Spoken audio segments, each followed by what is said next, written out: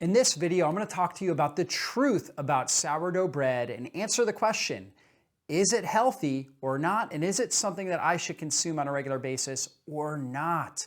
So to start, I will tell you, sourdough bread, ancient cultures have used this. A lot of different cultures have done it. And what it is a fermented bread. So you take bread, you take a fermentation starter, which is basically probiotics or good bacteria. They break down a lot of the compounds in the bread. They produce something called postbiotics and a lactic acid-based postbiotic. And so it has a sour flavor to it, and that's why it's called sourdough. So it's got bread, it's also got all the fermentation byproducts to it. And a lot of people out there are making their own sourdough bread. They're purchasing sourdough bread. They're hearing about the benefits of sourdough bread. And I think all of us have enjoyed bread at some point, and the idea of enjoying kind of a homemade fermented bread sounds really delicious and sounds like something that we would really thoroughly enjoy. So let's ask this question. Is it healthy? What's going on with this process? Is it getting rid of the gluten? Because a lot of people ask, is sourdough bread gluten-free? Well, let's look at that.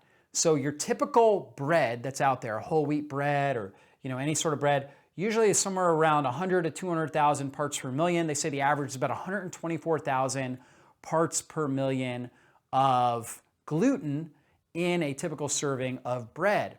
With sourdough, because it's fermented, you reduce a lot of that gluten. In fact, a significant amount, reduces it down to roughly about 200 parts per million. So that's a huge reduction, 124,000 to 200, that's huge. Now, to be gluten-free, the FDA says it needs to have less than 20 parts per million. So still a 10-time reduction from where the sourdough bread is. The Gluten-Free Certification Organization, which is really looking after people that have severe allergies to gluten, like people with celiac that have very severe allergies to gluten, very severe sensitivities, they want it less than 10 parts per million. So is sourdough bread, your typical traditional sourdough bread, is that gluten-free? No, it is not. Is it significantly reduced gluten content? Absolutely it is. Now, you can find gluten-free options out there. So it's like a gluten-free sourdough starter. You can find that, but oftentimes they're made out of rice or corn, which a lot of people that have gluten sensitivities also have sensitivities to corn and rice and some of these other grains that are used to produce it. Buckwheat sometimes, sometimes people do well with buckwheat. So you have to look at what else they're using in the certified gluten-free sourdough bread starter and see if your body is able to tolerate that. So it's not gluten-free, but it is significantly reduced. And why is that important? When you take a pretty large bolus of gluten into your system, gluten stimulates a protein called zonulin in your intestines. And zonulin goes up. Zonulin creates more permeability. So it loosens the tight junctions in your gut and creates intestinal permeability where large proteins, bacteria, bacterial end products, things like lipopolysaccharides can now easily get into the bloodstream.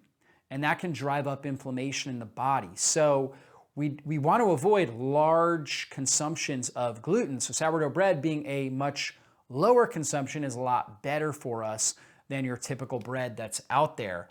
Now, what does sourdough bread have in it? Well, it's got probiotics. We mentioned that the fermentation starter has good bacteria. The good bacteria go in, they're eating the bread, they're taking the fiber from the bread and different carbohydrates, and they're producing something called postbiotics.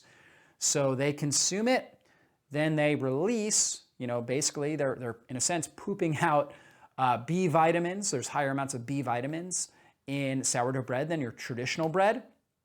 And postbiotics. For example, apple cider vinegar. We hear about all the great results from apple cider vinegar. I'm huge on that. Acetic acid that's in the apple cider vinegar is a postbiotic and it helps reduce inflammation, stabilize your blood sugar. Well, there's also great postbiotics that are in sourdough bread as well that help with blood sugar stabilization. So it helps to stabilize blood sugar.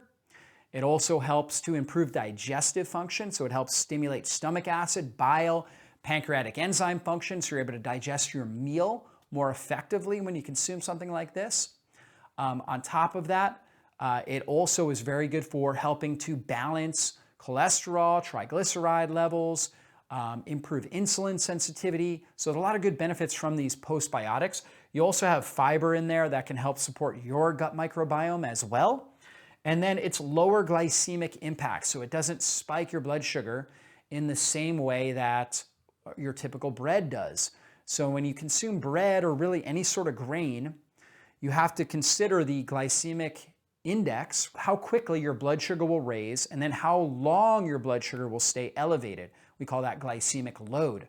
So your typical bread has a high glycemic index and a high glycemic load. So it's very bad for our blood sugar, very bad for insulin sensitivity. Whereas sourdough bread, much lower glycemic index and much lower glycemic load. Therefore, your body produces less insulin in order to metabolize it. So that's healthy, that's good, that's a positive thing. So sourdough bread, definitely a lot better than traditional bread. Now, here's the thing.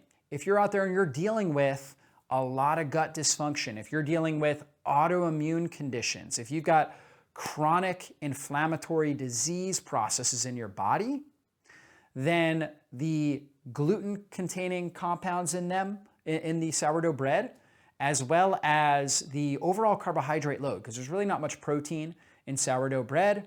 It's mostly just carbohydrates that you're consuming, starchy carbohydrates, may not be beneficial for you.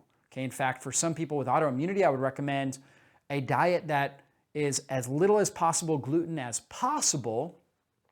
So I wouldn't recommend sourdough bread. Now, if you're out there and you're healthy, so you're living a healthy lifestyle, you don't have chronic inflammation that you're noticing, you don't have pain, you feel great on a regular basis, great energy, then I do think that consuming some sourdough bread can be a positive element. If it's something you enjoy, then I would say it's a positive thing that you can be doing, and it's not, causing a lot of unwanted health problems. So I think that it certainly can be a component of a healthy lifestyle, but I recommend for people with severe autoimmunity, celiac disease, severe gluten sensitivities, definitely want to avoid sourdough bread, at least until you get your body healthy and more resilient to stress in general. People that are already healthy, living a healthy lifestyle, taking good care of themselves, you can consume some sourdough bread, consume it in moderation, and enjoy it and continue to follow your healthy lifestyle. So that's really the truth about sourdough bread. It definitely can be something that you can use on a healthy lifestyle and a healthy diet. But again, if you're dealing with chronic inflammatory conditions, I recommend a grain-free diet. So that includes even healthier grains like sourdough bread. So you would want to go on a grain-free diet and remove as much of the common food sensitivities and food triggers that drive up inflammation in the system as possible. So hopefully you guys got a lot out of this video. Send it to anybody that you know and care about. Send it to people out there that are enjoying sourdough bread so they could really understand the truth. Thank you for joining us. Be blessed.